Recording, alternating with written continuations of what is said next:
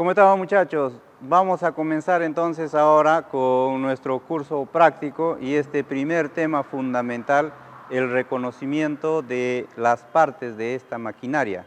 Como pueden observar acá, aquí tenemos un equipo para perforación subterráneo. Es un equipo de pequeñas dimensiones que se adapta para vetas angostas. Tiene un brazo cuya viga es retráctil. Vamos a conocer un poco más sobre las partes más importantes que tiene este equipo. En primer lugar, a los equipos que tenemos por acá se les suele dividir en dos partes. Primero, la parte motriz, le llamamos carrier. Cuando hablamos del carrier, estamos hablando de toda la estructura que permite el movimiento del equipo. Llámese la estructura mecánica, metálica, pero también incluye en el carrier el motor diésel. El motor diésel es un motor que en este equipo está montado por este lado, ¿ya? Este motor diésel es el que se va a encargar de generar el movimiento motriz. Es el que va a generar el primer movimiento para que este equipo pueda desplazarse. Cuando hablamos de carrier, estamos hablando del vehículo de transporte. Carrier es una palabra en inglés que en español significa vehículo de transporte. Entonces, la máquina más importante para el transporte viene a ser el motor de combustión interna. Este motor es de una marca Deutz, alemán, buenísimo motor. Es el que va a comenzar a generar el movimiento. En este caso, a través del cigüeñal y a través de otros elementos que van a permitir la transmisión de dos movimientos básicos. Uno es el movimiento giratorio, que va a entregar el eje del motor, que vendría a ser parte del cigüeñal. Otra magnitud que va a entregar ese motor viene a ser el momento de fuerza, que nosotros le llamamos torque.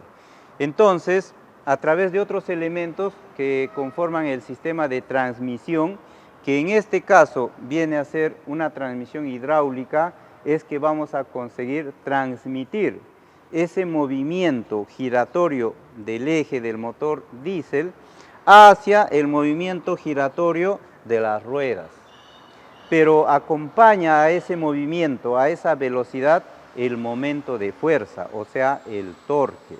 Entonces, cuando hablamos de carrier, estamos hablando de todos los elementos que conforman el movimiento del equipo, el transporte.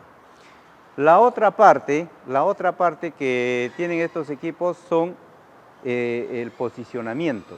El posicionamiento que en este caso viene a ser un posicionamiento que utiliza un brazo por acá, un brazo que tiene muchos actuadores que le van a dar maniobrabilidad. Este brazo en este equipo, en esta maquinaria, está implementado por actuadores lineales, como vemos acá. Estos actuadores lineales, que también le podemos llamar cilindro hidráulico, pero su nombre correcto es actuador lineal, son los que le van a permitir a este brazo, por ejemplo, elevar o bajar. Pero también tenemos actuadores rotativos. Este actuador rotativo que observan por acá es el que le va a permitir a este brazo girar 360 grados. Entonces, tenemos un actuador rotativo de giro limitado, pero no es el único. Acá también podemos encontrar otro actuador rotativo. Por aquí encontramos otro actuador lineal. Entonces, con lo que respecta al sistema de movimiento que le llamamos boom, que en español significa pluma y hace referencia al brazo, entonces tenemos elementos que van a permitir la movilidad de este otro elemento que le llamamos viga, ¿ya? Que se va a encargar de permitir el desplazamiento de la perforadora. En este caso se usa una perforadora de la marca Montaver, una perforadora francesa, buenísima marca, ¿ya? Buenísima marca. Entonces ya tenemos dos partes fundamentales que conforman esta maquinaria. Cuando hablamos de maquinaria, recuerden ustedes que es el conjunto de varias máquinas Cuando hablamos de máquina, estamos hablando de aquellos elementos que permiten convertir una energía en otra. Entonces, el motor diésel, por ejemplo, es una máquina. ¿Por qué? Porque él utiliza energía térmica, energía calorífica, y a través de un proceso de combustión que se realiza dentro de la cámara de combustión de cada cilindro que él tiene, ya se genera una energía. Y esa energía se va a convertir en energía de movimiento giratorio. Entonces este motor viene a ser una máquina porque él va a convertir la energía térmica, la energía química en energía de movimiento giratorio. Esa energía de movimiento giratorio es el que se va a utilizar, es lo que nosotros vamos a aprovechar. Entonces, en resumen, es una máquina.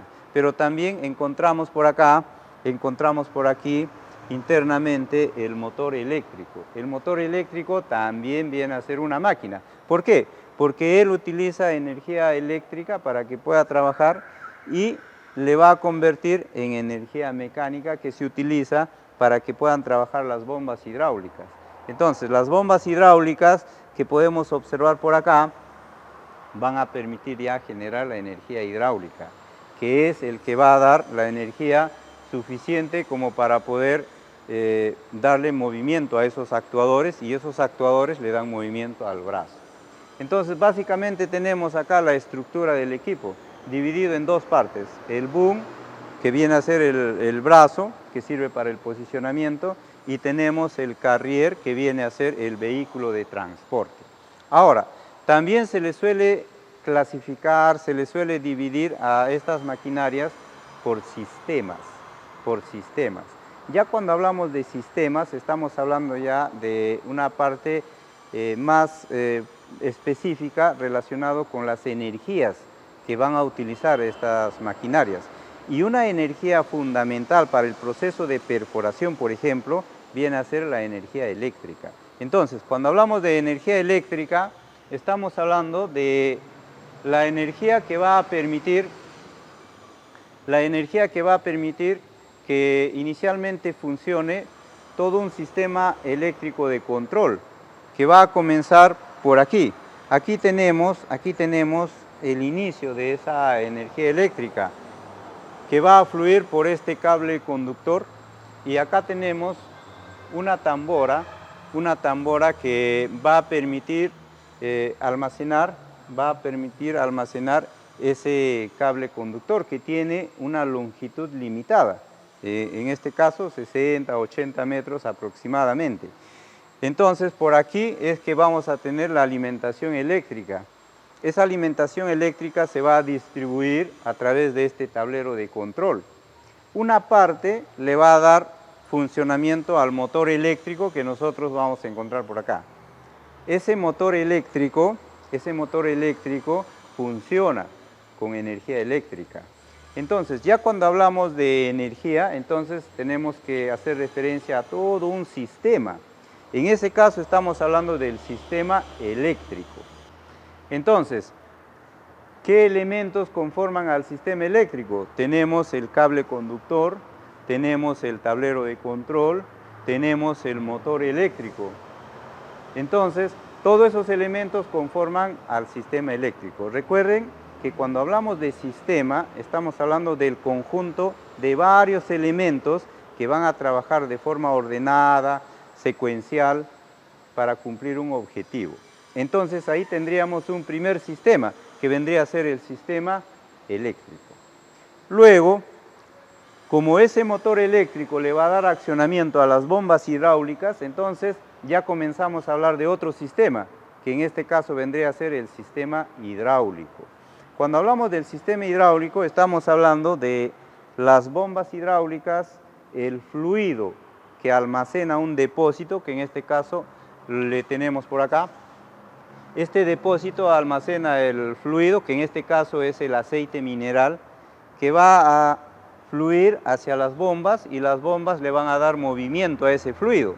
Con ese movimiento de ese fluido, que es el aceite, van a trabajar los actuadores lineales. Obviamente todos controlados bajo dos magnitudes, que viene a ser caudal y presión. Entonces ahí ya estamos hablando de un sistema hidráulico. También tiene sus elementos. Pero cuando hablamos de un sistema hidráulico tenemos que estructurarlo bien. Primero hay que hablar de la unidad de potencia. La unidad de potencia lo conforma el motor eléctrico en este caso y las bombas hidráulicas. Esos dos elementos hacen referencia a la unidad de potencia. Ahí es donde se va a generar la energía fundamental, la energía básica. Luego tenemos que hablar de la unidad de control. Cuando hablamos de la unidad de control, entonces estamos hablando ya de las válvulas que se van a encargar de controlar esa energía, tanto de movimiento que está dado por el caudal y de fuerza que está dado por la presión. Entonces esas válvulas ya pueden ser accionadas mecánicamente, como vemos por acá. ¿Ya? Lo que se observa acá a través de estos mandos, de estas palancas, vienen a ser los accionamientos mecánicos que van a permitir distribuir la dirección del fluido. Pero también tenemos elementos de control, válvulas que van a controlar presión, válvulas que van a controlar caudal. ¿Ya? Entonces, con eso controlamos a la energía hidráulica. Ahora, con esa energía hidráulica va a trabajar estos actuadores. Tenemos por acá el actuador lineal, ¿ya? Que también le decimos cilindro hidráulico. Tenemos el actuador rotativo, ¿ya? Que le llamamos motor hidráulico de rotación, por acá. ¿Ya? Y como pueden observar ustedes, este brazo es bastante dinámico, tiene muchos actuadores lineales y rotativos que le van a permitir darle bastante movimiento a ese brazo. Lo que observamos por acá viene a ser una viga de desplazamiento. Sobre esta viga es que va a moverse esta perforadora.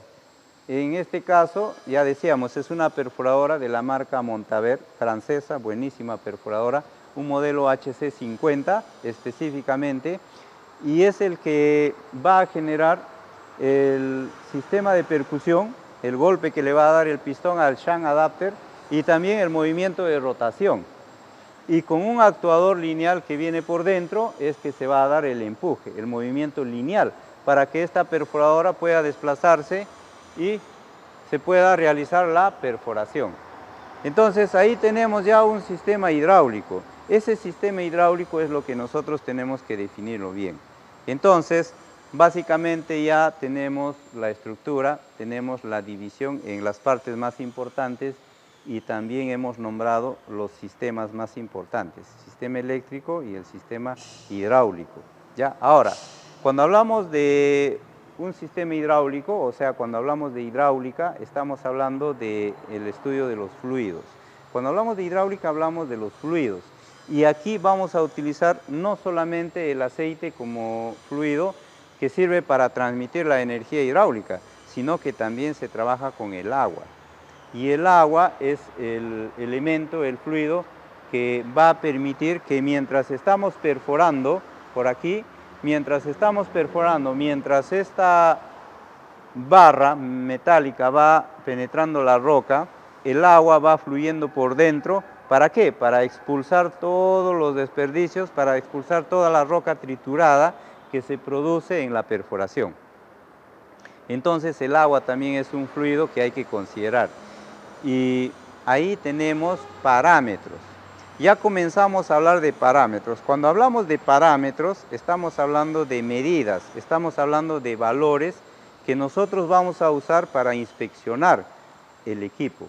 Y como este primer curso se trata sobre un proceso de inspección, entonces ya comenzamos a hablar de parámetros.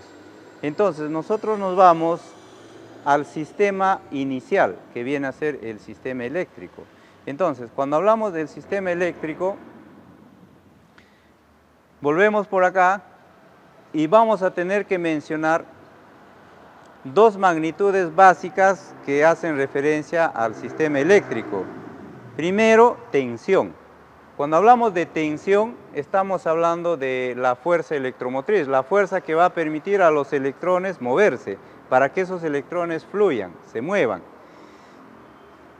En referencia a esa magnitud que es tensión, vamos a tener que usar una unidad de medida. Y esa unidad de medida es el voltio. Cuando hablamos del voltio estamos hablando de una unidad de medida de tensión. Entonces ahora hay que hacer referencia a un parámetro. ¿Qué es lo que nosotros tenemos que venir a inspeccionar en función a la tensión?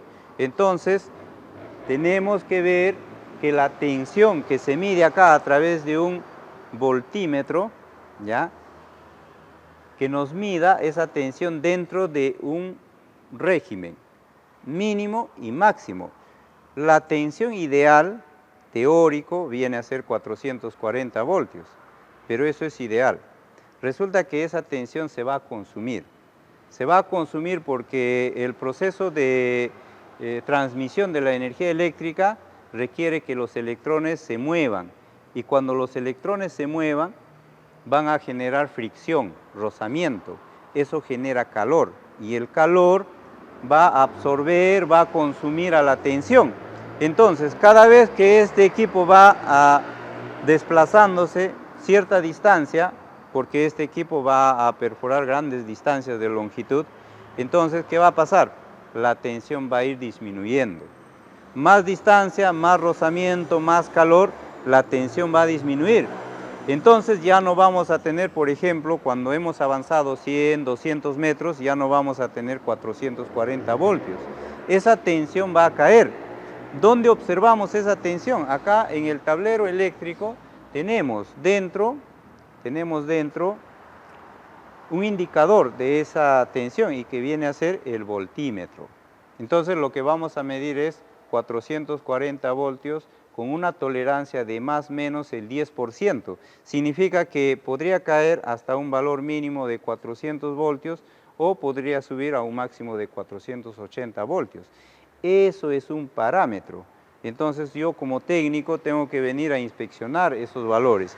Si ese valor está por debajo del mínimo permisible, si yo observo acá una tensión de 380, 370 voltios, entonces eso significa que ya tenemos un problema.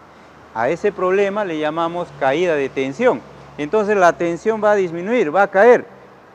Y cuando la tensión cae, hay otra magnitud que se va a comportar de forma inversamente proporcional, que viene a ser la corriente, que se mide en amperios. Entonces, el amperaje va a comenzar a subir. El valor normal debería estar entre 60, 70, 80, 90 amperios. Pero hay un valor máximo también, y eso vendría a ser otro parámetro. ¿Cuánto es ese valor? 100 amperios aproximadamente, es en promedio. Entonces, ¿eso qué significa? Significa que cuando ya la corriente ha llegado a 100 amperios, significa que ya este equipo ha avanzado una distancia considerable y ya ha alcanzado el mínimo en voltios, que vendría a ser 400 voltios. El riesgo que tenemos en ese momento es que el calor afecte a los cables que van a transmitir la energía eléctrica y por ahí encontramos un pequeño corte o de repente humedad. El agua es buen conductor de la energía, entonces eso hace que se genere una chispa eléctrica y eso genere un incendio. Y eso pasa, ¿ya? Son casos que están relacionados con la caída de tensión, pero por eso nosotros tenemos que trabajar con esos parámetros. Ahora, ¿cuál es la solución? Si la tensión siempre va a ir cayendo, siempre va a ir bajando, debe haber una solución. Claro, la solución es ir instalando de distancia a distancia un elemento llamado transformador. Ese transformador va a recuperar la tensión. Si estaba disminuyendo, él le va a recuperar a 440 voltios, pero desde ese momento vamos a tener la misma historia. Entonces, no es raro cuando uno ingresa a mina encontrar cada cierta distancia un transformador, más distancia otro transformador. Eso es normal porque todavía no tenemos una tecnología que permita tener un transformador solo afuera y después podamos desplazarnos 1 kilómetro y tener la misma tensión. Todavía no tenemos esa tecnología, entonces necesariamente tenemos que instalar transformadores secuencialmente a través de ciertas distancias. que nosotros vamos a monitorear a través de ese parámetro denominado tensión.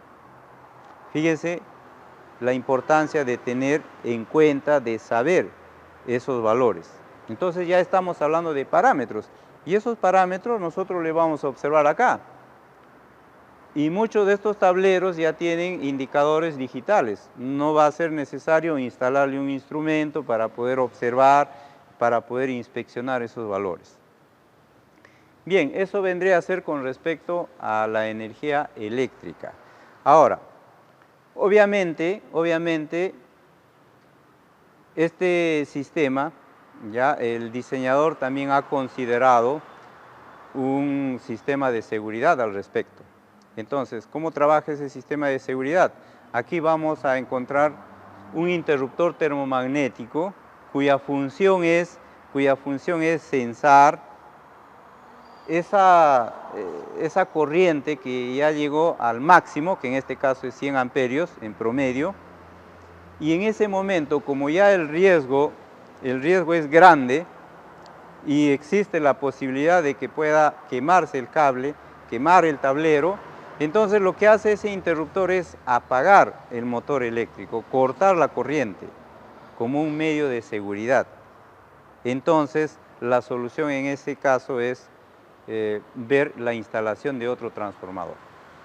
Muy bien, entonces ahí tenemos parte de lo que es la energía eléctrica, ¿ya? Con respecto a sus valores, sus parámetros y ciertos casos que nosotros vamos a encontrar dentro de Mina.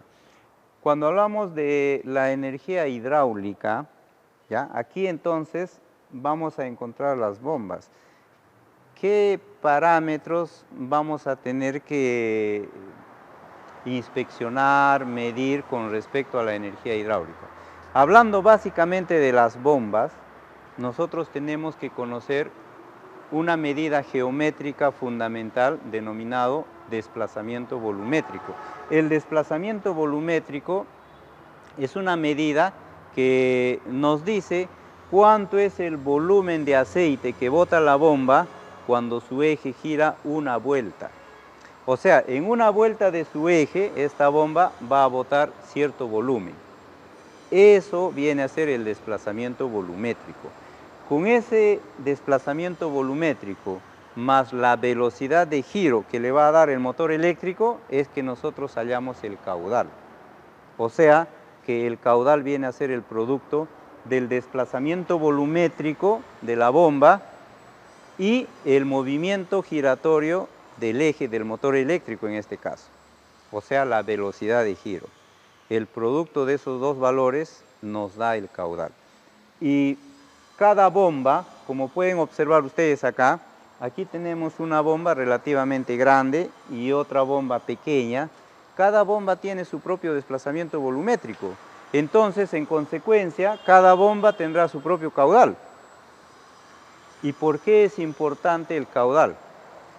El caudal es importante porque a través de él nosotros vamos a inspeccionar, vamos a diagnosticar el estado de la bomba. ¿Cómo sabríamos si la bomba que tenemos tiene problemas, si ya qué tiempo de uso tiene, qué tiempo de vida útil tiene? ¿Cómo podríamos ver si está fallando o no? Entonces lo vamos a determinar primero comparando medidas en caudal. Resulta que la bomba hidráulica cuando está nueva, ella va a generar un caudal, pero conforme va pasando el tiempo ese caudal va a ir disminuyendo. Y como toda energía que se consume va a tener un rango, un parámetro mínimo.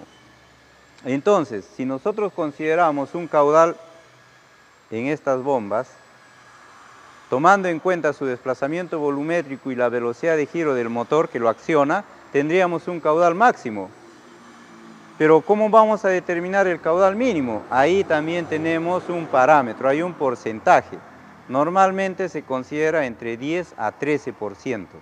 Significa que si nosotros hallamos el caudal de esta bomba, vendría a ser el 100%. A ese valor le tendríamos que restar el 10%, y eso vendría a ser el caudal mínimo. Entonces, si nosotros estamos inspeccionando el estado de la bomba medimos el caudal y está dentro de ese rango, entonces la bomba está bien. Y si tenemos problemas en el sistema hidráulico, ese problema no es la bomba, sino podría ser una válvula de control de presión, que tenemos muchas. Tenemos válvulas limitadoras de presión, válvulas reductoras de presión. Podría ser una de esas válvulas. Entonces, vamos viendo la importancia de estos parámetros. No solamente vamos a hablar del caudal en las bombas, vamos a hablar del caudal en los actuadores. Pero hay que recordar que hablar de caudal es hablar de movimiento. Cuando hablamos de caudal, tenemos que relacionarle con la velocidad. O sea, que el caudal de la bomba va a determinar la velocidad de estos actuadores. Si es actuador lineal, determinará la velocidad lineal. Si es un actuador rotativo, determinará la velocidad giratoria. Pero esa velocidad depende del caudal. ¿Y el caudal de dónde viene? De la bomba hidráulica. Entonces, si la bomba está dentro de su régimen normal, óptimo de trabajo, significa que todos los actuadores también van a trabajar bien. Sin embargo, también hay que considerar que estos actuadores tienen elementos que le van a permitir, por ejemplo, hermeticidad. Ellos tienen unos sellos que van a impedir que se conecten ambas cámaras. Tenemos en un actuador lineal dos cámaras. La cámara por donde encontramos el vástago y la cámara por donde encontramos un área mayor, donde no hay vástago. Entonces tenemos dos áreas diferentes, un área mayor y un área menor. Eso también va a influir con respecto a la velocidad de ese actuador, con respecto a la capacidad de fuerza. Lo mismo pasará con el actuador rotativo. Finalmente encontramos acá la perforadora. En esta perforadora, ¿qué se genera? Se genera dos energías. Una energía de golpe, que le llamamos sistema de percusión, que hace referencia al golpe que le da el pistón al shunt adapter, y ese golpe se va a transmitir a través de ondas de choque y va a viajar por todo el varillaje que viene a ser ese shunt adapter, la barra y la broca, para que al final ese golpe lo absorba la roca. Pero en ese golpe tenemos una frecuencia, o sea, la cantidad de veces que el pistón le va a golpear al shunt en función de un tiempo.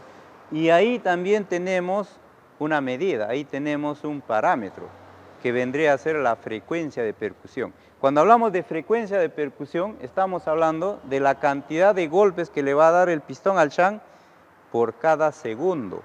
En este caso, ¿ya? Si esta perforadora tiene, por ejemplo, 62 Hz de frecuencia de impacto, significa que dentro de ella el pistón le va a golpear al shunt 62 veces por cada segundo. Y en ese momento también en cada golpe se va a generar una fuerza que viene a ser aproximadamente en promedio 250.000 newton, que es igual a decir 25.000 kilogramos fuerza o 25 toneladas. Fíjense tanta energía, a 250 o 300 joules de energía aproximadamente, con un valor de presión de 130 a 140 bar. Son los parámetros que hay que considerar con respecto al sistema de percusión. Cuando hablamos del sistema de rotación, estamos hablando del giro del varillaje, de esta barra. Y ahí también tenemos un parámetro. Ese parámetro es aproximadamente, para las brocas delgadas, de 45 o 51 milímetros de diámetro, 180 RPM. Ahora, si usamos una broca más ancha, que le llamamos escariador o rimador, entonces consideramos un valor de rotación menor, 120, 130 RPM. Esos valores van a depender de la dureza de la roca y de otros factores. Bien, muchachos, entonces, como ven ustedes, hablar de la estructura, del reconocimiento de este equipo, es hablar no solamente de las partes, sino hablar de sistemas, energías.